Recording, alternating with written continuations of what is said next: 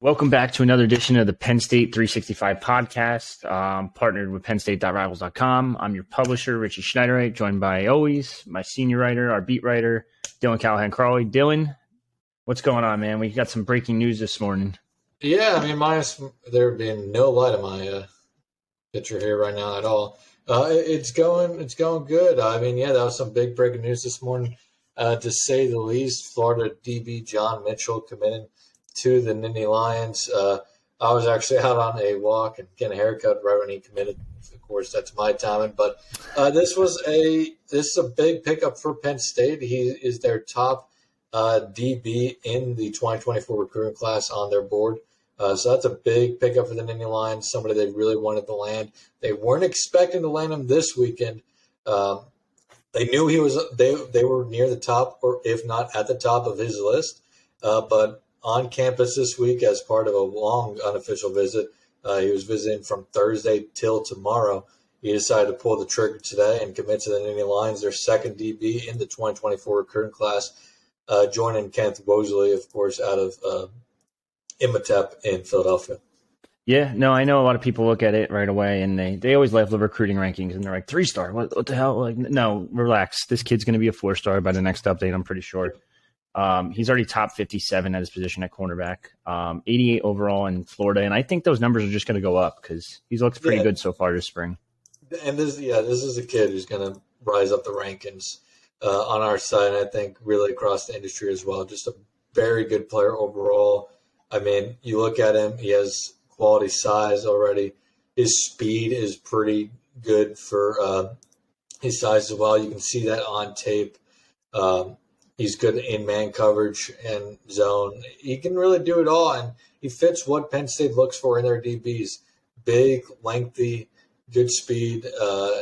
You see what they've done with guys of similar builds, and you have to like the potential here. Yeah, for sure. And then on top of it, I think one thing that a lot of people are missing here is that he has two teammates that Penn State's also after, and Antoine Belgrave Shorter, corner 20 out of 2024, and then 2025 wide receiver Jamie French, who is related to Pittsburgh native Maurice French. Yeah. So I'm sorry, New Jersey native, and then went to Pittsburgh. Yeah. Yeah, that's French is I think at this point a little bit of the bigger name to know out of the two, just because he is going to be a potential 5-star prospect in that 2025 recruiting class. But Belgrade is obviously a very good prospect in his own, and somebody that we can watch over the next few months, see what happens there. Of course, Penn State did recruit a pair of teammates in the 2023 recruiting class. Obviously, things didn't work out in the end there, but it's something they definitely will be trying to do, I think, here over the next few months. Yeah, it seems like this entire recruiting class is mostly defense, minus Reynolds and Cousins, obviously, but Kerry Jackson, Anthony Specca, Wosley, Mitchell, maybe Antoine's the next one. Who knows? We'll kind of wait and see. I know both of them are supposed to be on campus this weekend between Mitchell and Antoine, correct?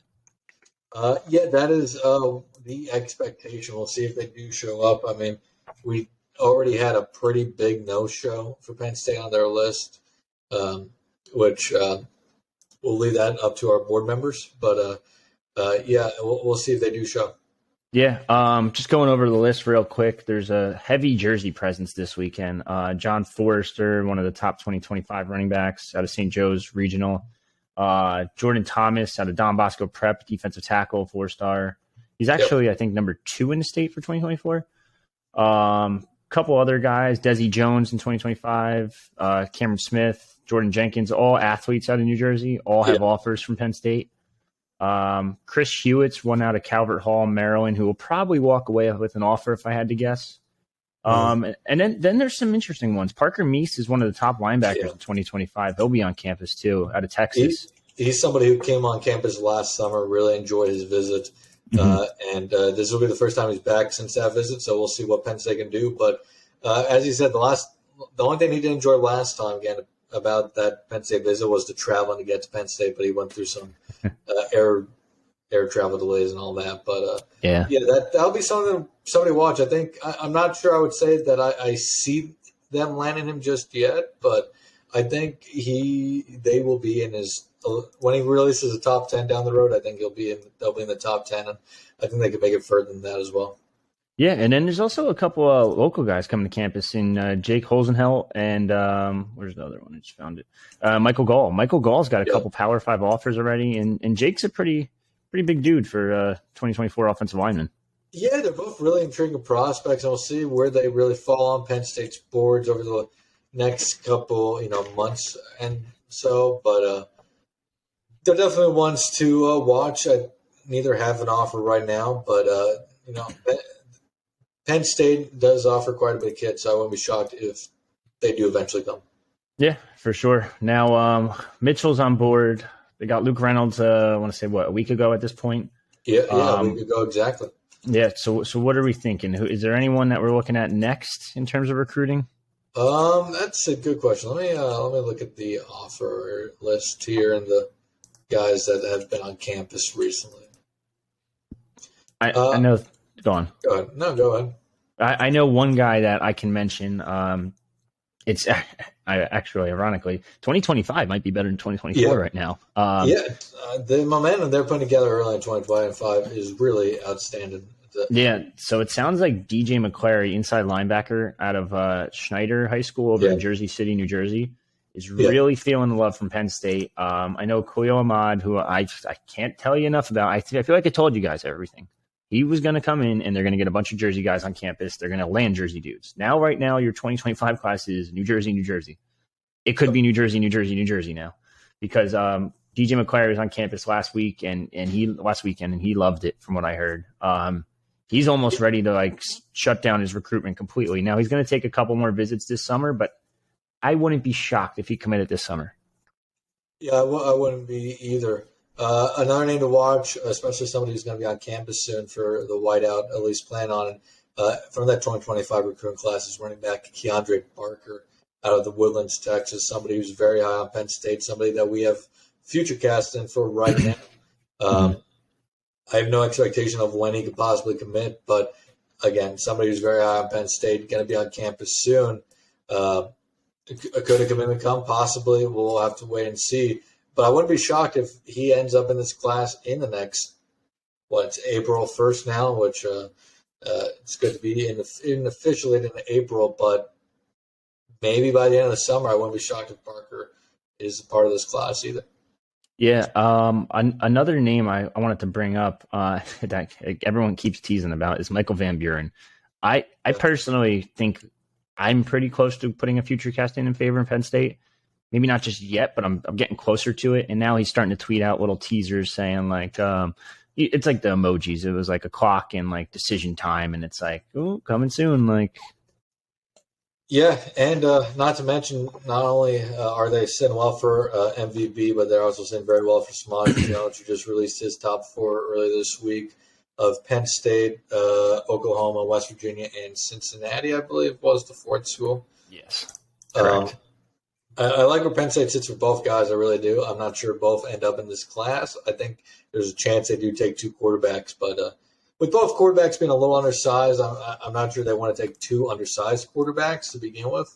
But also, I think both those guys have the potential to start at the Power 5 level, and I don't think either one really has really the desire to be the number 2 in a 2 quarterback class. I think they're both very well could be number 1s in their own classes. Yeah, for sure. I think it's definitely something to keep an eye on because we keep hearing Penn State wants 2 quarterbacks in this class, and it kind of makes sense just based on the way the portal works and all that. Absolutely. I couldn't give an exact percentage, but I definitely think it's over 60% probably that they take 2 quarterbacks in this class. Mm-hmm. I think it'll probably be whoever wants in first between MVB and Jones right now, and then whoever comes second down the road, we'll see. Yeah, it's going to be interesting to see what happens there. I think obviously MVP is the better option, but I think he is too. I just know that Jones is rising really across recruiting rankings, but also in the eyes of coaches across the country. he has a very similar play style, really, if you look at it, to Jalen Hurts as well. And, the success of smaller quarterbacks has been noticeable over college football in the last 5 to 6 years. Dating back to, Baker and even Manziel. So something to watch there. I think Penn State would definitely take both if they want to. I just don't know if both want to be part of a 2-quarterback class when they can both be starters. Definitely wouldn't rule it out. Now, one thing I do want to touch on in terms of recruiting, everyone's favorite topic when it comes to Penn State football recruiting, defensive tackle. Yeah, that's a fun one. There's a ton of options out there still. Now, I know everyone gets pissed off because Penn State's not taking true defensive tackle guys out of high school. Yeah. But some of these guys they're defensive ends, but they're weighing in at like 250, 260. Like Deshaun Dotson's 260, but he's listed as a D end. He's not a D end. Yeah, they tend not to take your true huge defensive tackles coming out of high school. Your guys who are 6'6", already 315 pounds. It's going to be intriguing. We have an update on the board about a more recent target that maybe is slipping a little bit down the board right now. It's going to be an interesting position to watch as it is any year for Penn State. I do find it a little not concerning, but a little interesting that of what they target at DT. But then also, if you listen to James Franklin's press conferences over the last few months, when it comes to DTs, he's always talking about how every player thinks they could be an Aaron Donald, smaller, twitchy guy who can be an elite pass rusher. And I think that's true. That absolutely is true about the smaller DTs. And while Penn State is recruiting smaller DTs, I don't think they're recruiting those guys in the idea that they're going to be an Aaron Donald. I think Penn State is just looking to get your smaller DTs who have a little bit more of a twitch, who can be a little bit more of an effective pass rusher in the middle of the line, but also be an effective run stopper. Yeah, for sure. I know last class, obviously they got Tyreek Blanding, who was 6'2", 280. That's a true DT. And then there's guys, Zane Duran in the class in their year prior. I think Jameel Lyons will eventually end up there, to be honest. He's got the size, for sure. He's got the frame that could pack on about like 20, 30 pounds and maybe even more. And I think he'll end up at DT. Matthias Barnwell is another one to keep an eye on. I know he's a little bit taller, so that's the tough part. He could end up on either side of the line, really. If he wants to make money in the next level, I think he ends up at offensive tackle. But for sure. His position versatility is ridiculous of where he could be playing in the next few years, really. One name to keep an eye on at defensive tackle that we didn't even mention is Benedict Uma, who's brand new to the game of football. I think he's only played a year or two, and he's already ranked 139 overall. He was on campus this past week. Yeah, he was on campus this past week. Penn State's definitely in the thick of it for him. But as somebody who's brand new to the game of football, brand new to this recruiting stuff and all that, I don't think he's really going into or really in his recruitment with any true favorites, dream schools, or anything like that. So it is a even playing field for everybody involved. Penn State may have a advantage when it comes to distance and being a top end program, but it's anybody's game right now. But I think Penn State is in a solid spot to start here. They're just going to have to keep their foot on the pedals because everybody's offering this kid, and it's going to be a really tough recruitment. Yeah, being a Canadian native that he is definitely helps to be a little bit more local where Penn State is located. Obviously, Penn State's a school that has done great with landing Canadian prospects over the years as well. Yeah, no, for sure. Malik Mega, trying to think, Jonathan Sutherland. Christian Ballou, technically. Yeah. I feel like I'm missing someone. Yeah, I'm obviously going to be Theo Johnson. Yeah. But obviously probably missing some other guys off the top of my head. Yeah, so I've talked to him relatively recently, actually. He told me he's only started playing in February 2021, so he's literally been playing football for 2 years. Like, he was a soccer player before that, and just it's kind of insane how much he's just grown into a legitimate prospect. So definitely something to keep an eye on. I know he's very big in academics. He did tell me, interestingly enough, back in August that his dream school is Stanford, and he did just visit Stanford. So that's something to keep a close eye on. Academics, it's always going to be hard to beat out of Stanford because they basically are FBS Ivy League. If academics are a high priority for you, then it's very, very tough to get better than Stanford, especially if you want to play quality Power 5 football. I know that program's taken a little bit of a dip in the recent years, but I think they're going to get that ship righted soon. Yeah. So other than that, I don't think we have anything else in regards to football. Am I missing something? No, nothing major right now, but I mean, it's a big recruiting weekend, and the blue-white game is just 14 days away. So geez. There's going to be plenty of recruiting information to come out over the next few days and weeks, and we'll be sure to be talking about it on here. We'll be talking about it on the boards and, of course, on Twitter as well. I guess we can shift our focus to basketball here quickly. Yeah, we are a basketball recruiting website now. Who saw that one coming? Yeah, who saw that coming? Funny enough, Mike Rhodes, somebody that we don't know, personally, but kind of have connections. Both have connections to Schuylkill County. Your grandfather, I believe, is Schuylkill County. I grew up my first 11 years of life in Schuylkill County. My grandmother still lives there. I'm in Schuylkill County every other weekend. So as a Schuylkill County native, it's very cool to see a head coach at the Power 5 level of either football or basketball. But very cool to see Mike Rhodes in that position. It's sharp because I have my grandpa's varsity jacket framed in my room, and it's the Mahanoy City. That's what high school that's what it was, and it's crazy to see a Mahanoy City native now in charge of the program. Yeah, but it's not a county that a lot of people make it out of all the time. So the fact that he's made it out of Schuylkill County and has gotten to the point he's been around the country as a coach, and now he's coaching Penn State basketball. It's quite big for Schuylkill County. That's a big one for Schuylkill County. That being said, our photographer, Heather, her husband's family is also from Mahanoy City. So the entire staff there, we just got all the connections to Mahanoy City. Small world. It sounds like good news is coming in the transfer portal, though. Yes. So a couple of things here. Number one, I have to preface this. I'm going to pat ourselves on the back a little bit. We've been on top of this coaching search 100%. We had everything that was everything on this board. Yeah. Who they showed interest in, who denied the job, who ended up accepting the job, who their assistant coaches were going to be. If you followed us on the side, you would know from step one to when he was hired, who was considered, who turned down the job, everything. You would have known the full story, and you wouldn't have needed Pat Kraft at the press conference to tell us the thing. Now, he didn't. But we basically had the entire story there. Yeah. You were following along. No, for sure. On top of that, so our hot board obviously had the head coach on it. Our list of assistant coaches hot board had all the assistant coaches on it. Literally all of them were on our hot board.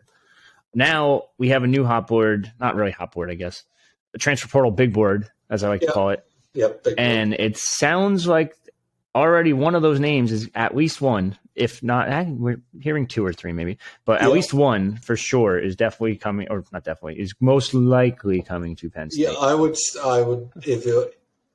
if there's betting on transfer portal guys, I would put Penn State as the favorite for him for sure. A heavy favorite. So a heavy favorite for who? Give the that fans. That'll be A10 Player of the Year, Ace Baldwin, who is one of the top players in the portal, definitely one of the top mid-major guys in the portal since he entered this week from BCU. But all this intel right now is pointing that Baldwin is likely going to join Pat Kraft in Happy Valley. Mike Rhodes. Sorry, Pat Kraft. Well, he's going to join Pat Kraft. Well, I mean, Pat Kraft. Yeah, Pat Kraft. He's going to join Mike Rhodes in Happy Valley. Yeah, so that's a huge one for Penn State, just because number one, you have no players. Number two, you get a guard that can score. Number three, he's not just a scorer. He had 2.2 steals per game. And he had nearly four rebounds. He's a very, very good player. Yeah, and this is one that also has been not only is our intel that we reported this on early, today's Friday. I think we reported this early Friday. Sorry, today's Saturday. We reported this early Friday. But David Jones of Penn Live also tweeted on Friday night that his intel was pointing the same way towards God, I can't talk today. Baldwin and likely ending up at Penn State as well. Yeah, so interestingly enough, he also mentioned two others that haven't entered the portal yet, which everyone's like, how's that possible? And it's like, come on, dude. Like, VCU's entire staff is at Penn State right now. Yeah. Like, they're bound to get multiple people. We posted the other day that they're going to get multiple people. Yeah. And these two names are ones that we reasonably expected to end up in the portal and likely at Penn State if they did enter the portal as well. Yeah, so just to put in perspective, Alonzo Fats Billups is one of them. He's a wing. He's 6'7". Nickname, by the way, Fats. Fats, yeah. I love it. You got the fat man for football. You got in Katron Allen. You got Fats in basketball. You got Ace now. The nicknames just don't stop. But yeah, no, I can't talk to the Jesus either. Alfonso Billups, Jesus, aka Fats is he was one of the highest ranked recruited kids out of 2022. Yeah, he's one of Rhodes' top commitments ever. Yeah, he's what do you call it? A McDonald's All-American. I don't think he really did much last year, if I recall correctly, in terms of stats. Yeah, he didn't do overly much. Let me. I don't know. I just had it in front of me, but I also pulled up his Rivals profile. But Fats Billups last year, it looks like only 0.3 points per game. Only played in 8 games. Yeah, so I mean, obviously the potential's there. He's a top 150 kid for us last season or last recruiting class. 6'7", 180. Good size. Do find it a little interesting that he's going to come up just because he is a Virginia native. So I kind of thought he might have stuck with Virginia, but he's clearly got a pretty close connection to the coaching staff. So not a guy that Penn State offered originally either. Obviously, a different coaching staff, but not a guy that is familiar with Penn State overly. He's I'm sure he's familiar with Pennsylvania and stuff. He did get off from Pittsburgh and all that, and visited Pittsburgh, which obviously isn't too far from State College. But I mean, it's a good pickup. There's plenty of potential there, and they kind of need all the help they can get. So not going to turn it down, that's for sure. Yeah. Interesting fact about him: he went to Verenia High School. I think I pronounced that correctly. Same high school as Kavion Key's 2023 football signee. So maybe there's a little relationship there. Who knows? The other guy to mention is Christian Furman, who I think we mentioned everyone. And somebody we mentioned on our last podcast as somebody to watch out for. Number 121 overall in the 2022 class. Again, he didn't play much. True freshman. I don't expect much out of him. But the fact that you can get a top 150 kid again, and then maybe add Kerry Booth back, that might be a stretch. But Booth's going to still consider it. Like Calvin Booth is still on the Success with Honor advisory board, so you would think maybe they can sway him back too. And Furman's a kid who had a Penn State offer originally, visited Penn State. His only other official visit in his recruitment, which I don't think he I don't know if he ever took a Penn State official visit off the top of my head, but he did take a visit to St. Joe's as well. But I'd be surprised if he doesn't end up at Penn State. He was pretty close to going there, I think, originally, but VCU and that staff down there really locked him into being a Ram, and we'll see now if he falls to Happy Valley. Which, again, if there's a betting board out there, I would have him as a heavy favorite to land in Penn State, to be playing as the Nittany Lion next fall instead of the Ram. And other than transfer portal, I guess these guys are in the transfer portal technically, but I wanted to mention Evan Mahaffey and Jameel Brown were both at the press conference, interestingly enough. Yeah, and I have to reasonably believe that Penn State would definitely welcome them back if they went back into the portal, if they went back into the program. But I think that's a very good sign for Mike Rhodes. Obviously, I think they wanted to get a good idea of what type of coach he's going to be, what his overall philosophy is, all that. And I thought he killed that first, press conference. I thought he really set a good message of what the expectation was going to be at Penn State over the next 7 years, potentially more. We'll have to see what happens with those two. But it was definitely a good sign that they were both at that press conference. Yeah, I'll play devil's advocate a bit here. You definitely have. It's hard to lose a press conference, but I think he hit it out of the park. I think he did a really good job. But there are some coaches out there that they go into their first press conference, and it's like, holy shit, I mean, we fucked up. Yeah, there's definitely some coaches who don't have the best press conferences, but as a Philadelphia Eagles fan, Sirianni, didn't have the greatest first press conference, and now he's in the Super Bowl. In my mind, top 5 coach in the NFL. Yeah, well, that's up for debate, but we'll let that one go. Anything else? I think the coaching staff's in place. He's going to be hitting the portal. We have a transfer portal big board on the site. It's being updated almost daily at this point because these guys are reaching out nonstop to portal guys. Yeah, it's been incredibly tough to keep up with the transfer portal in basketball. We thought football was tough. Basketball recruiting is a whole different animal than football recruiting. Kids are much more tight-lipped about information. You got to go through so many more people to get to kids. It's a nightmare with basketball, but it's fun. It's fun, and it keeps us busy.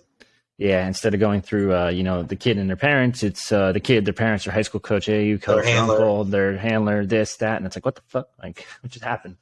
But right now, at the moment, they have 3 scholarship players, 4 because sounds like Ace Baldwin will be in-state college. Unofficially 4, but officially 3. Yeah. I mean, unofficially 5, technically, because Brady Shrewsbury, we don't know what the fuck's going on there. Did he? Announced. Oh, it's official? Yeah. All right. So I can finally take him off the sheet, the Google sheet that we got going on. If you haven't seen it yet, we have a whole thing with the scholarship chart. So right now, 3. Shrewsbury kind of flew under the radar on, I believe it was Thursday night that it was official that he was leaving Penn State and going to Notre Dame. Shocking. I never saw that one coming. Wow. Never would have thought. So they have 3 guys, Kanye-Clary, Keba Ng, and Demetrius Lilly. Keba Ng and Kanye-Clary were both pretty solid pieces in year 1. Yeah. I think they'll be good in year 2. Yeah, and having Ng with Furman or Fats Billups would be a really good combination too. Yeah, so Billups would probably be an immediate starter. I think it's safe to say Ace Baldwin would be an immediate starter. Yeah, I mean, if Ace Baldwin does in fact land in Happy Valley like we think he will, that is a huge pickup for Penn. I mean, he's not going to be Jalen Pickett out there, but he's going to be their top scoring option. Oh yeah, for sure. And the fun part is, I know a lot of people like watching offense more than defense, but in the Big Ten, it's defense wins. Yep. I hate to say it. And that's what this defense is. It's what we call havoc defense. Like this is a defense first team. This is very very similar to the style of play we've seen out of San Diego State in the NCAA tournament. Yeah, they're not going to blow you out of the water offensively. They're going to suffocate you defensively, keep the scoring low, and beat you by good defensive fundamentals. Yeah, so if you're watching the NCAA tournament later today, obviously keep an eye on San Diego State because it's a very similar style. You can kind of get a little preview of what Penn State will look like based on that. But there's we didn't even mention there's 3 other portal guys from VCU, or 3 other guys in the portal from VCU too. Yeah, VCU.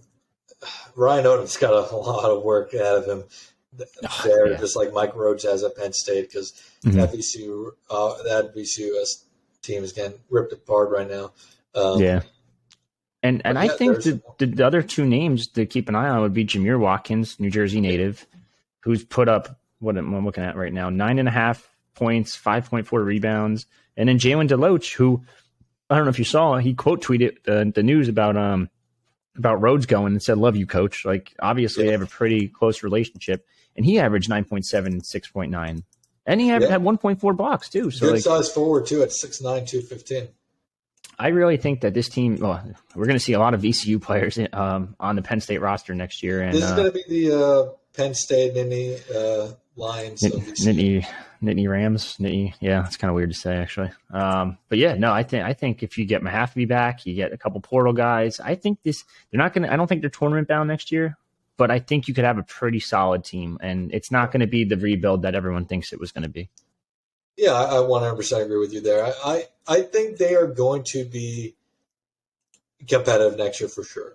Under this style, I think as long as offensively they can find enough scorers, I think this team could, with if they have success in the transfer portal, I think it's reasonable to think they could be around 500 next year.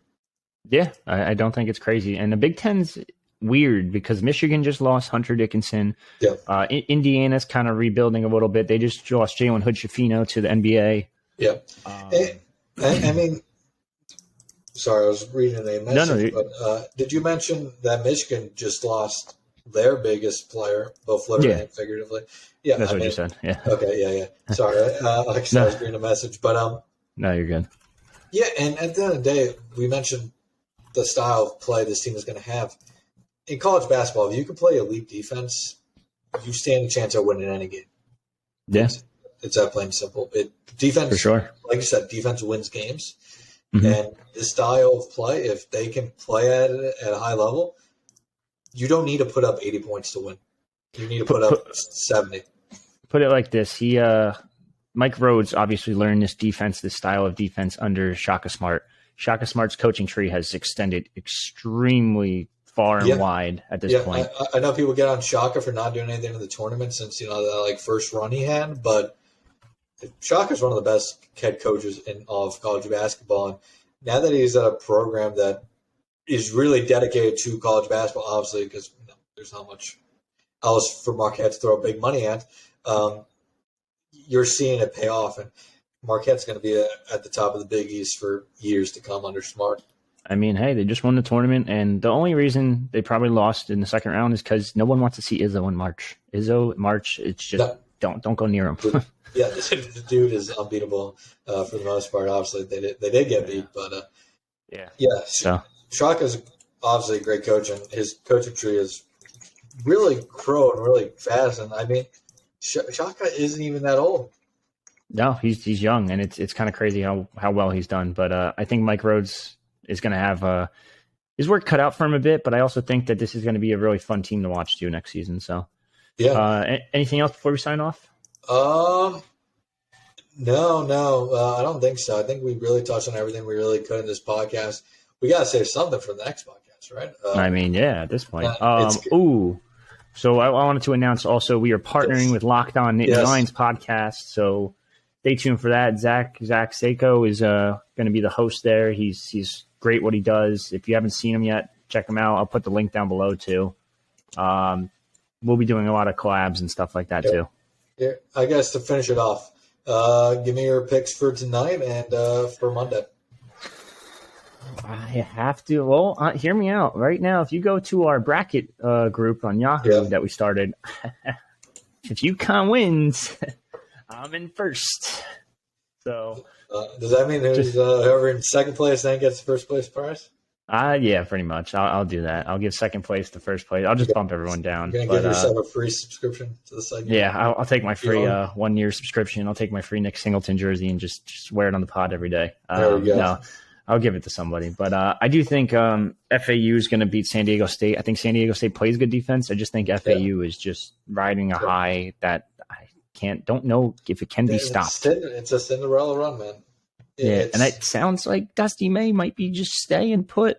Yeah, it sounds like he's about to sign an extension. I mean, I think he signs an extension for 1 year, and if FAU does this again, he's gone. But, yeah. I mean, the best thing for FAU may be to make a great run here, finish this run off, and then maybe have a little bit of a down year next year so his name dies off a little bit, and then he stays forever. Yeah, it's kind of insane there, but I think FAU beats San Diego State. By how much, I don't know. Obviously, I picked UConn to win it all. I think UConn's going to win that game. I think Miami. Both my teams. I think Miami kind of just got a little lucky, to be honest, getting this far. And I just don't know if that luck's going to run out. UConn is playing at a different level of college basketball right now. UConn has been the best team in the tournament from the start. Yeah, I mean, they blew out Gonzaga, which is arguably the hardest team in all of college basketball blowout. It's insane. If you blow out Gonzaga, it's kind of like Penn State and in Utah in the Rose Bowl. Utah is a team that people don't blow out. Utah is incredibly hard to play against. At Penn State, for the last 3 quarters of that game, completely dominated. And outside of that garbage time touchdown Utah got, it was a blowout in the end. So that's how I feel about UConn, is that they've just been absolutely dominant. They blew out a team that nobody blows out, and I can't see them losing. Yeah, no, I just think they're too good, and they score, they play defense, they like FAU, shooters. I like FAU to get past San Diego State, but I have a scary feeling that Monday's national championship, it's whoever wins, whoever gets there, UConn's gonna win by 15 points. Yeah, they were saying the ratings are super down this year, and it's kind of crazy because you would think the Cinderellas would make the ratings higher, and they're just not. Honestly, not as good of a team from start to finish on the season, but in terms of a tournament run, this reminds me a lot of that Villanova team, the second Villanova team to win a national championship a couple years ago. They completely dominated the tournament. They got to the national championship game against Michigan, which I forget what seed Michigan, but I think they were a little bit I think they were in mid seed, 5, 6 maybe. Yeah, to be honest.